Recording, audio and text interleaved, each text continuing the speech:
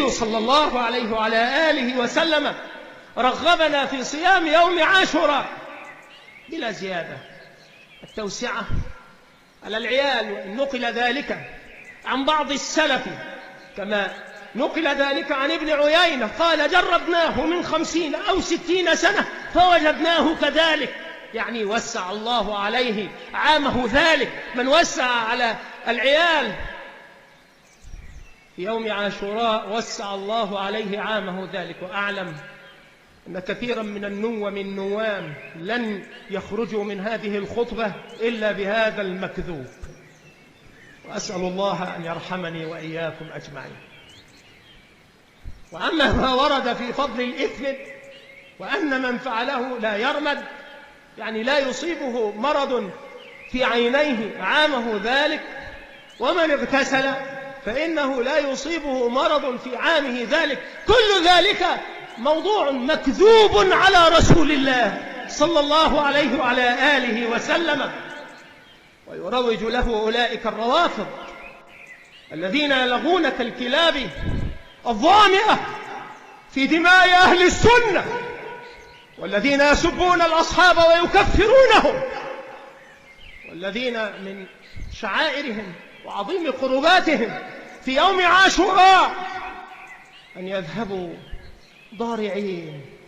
مستغفرين متبتلين ممثلين عند قبر الهالك الملعون. ألا لا رحم الله فيه مغرز إبرة أبي لؤلؤة المجوسي، عند قبر الهالك الملعون أبي لؤلؤة المجوسي، وقد نصبوا له شاهدا وأقاموا على ما جعلوه هنالك من عظام لعلها عظام نخرة لحمار أو خنزير، إنه قد قتل لما قتل عمر رضوان الله عليه في مدينة الرسول صلى الله عليه وعلى آله وسلم. وما كانت للروافض ولن تكون إن شاء الله رب العالمين يوما صولة ولا جولة ولا يدا مرتفعة، وما كانت للروافض يوما صولة ولا جولة ولا يد مرتفعة على أهل السنة في الحجاز وفي مدينة النبي المختار صلى الله عليه وسلم،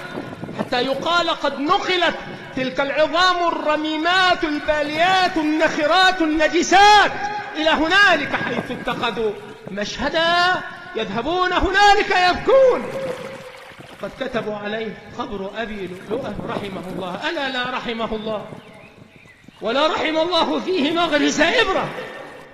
قاتلوا أمير المؤمنين الفاروق عمر رضوان الله عليه حقدا مجوسيا ما زال يثور في تلك القلوب النغرة إلى يوم الناس هذا على كل متبع لسنة الحبيب بل الخليل صلى الله عليه وسلم، سنة الخليل محمد صلى الله عليه وعلى آله وسلم، حقدا مجوسيا أعمى بتلك الشعوبية البغيضة يؤرثونها في قلوب الصغار قبل الكبار، والله تبارك وتعالى المستعان.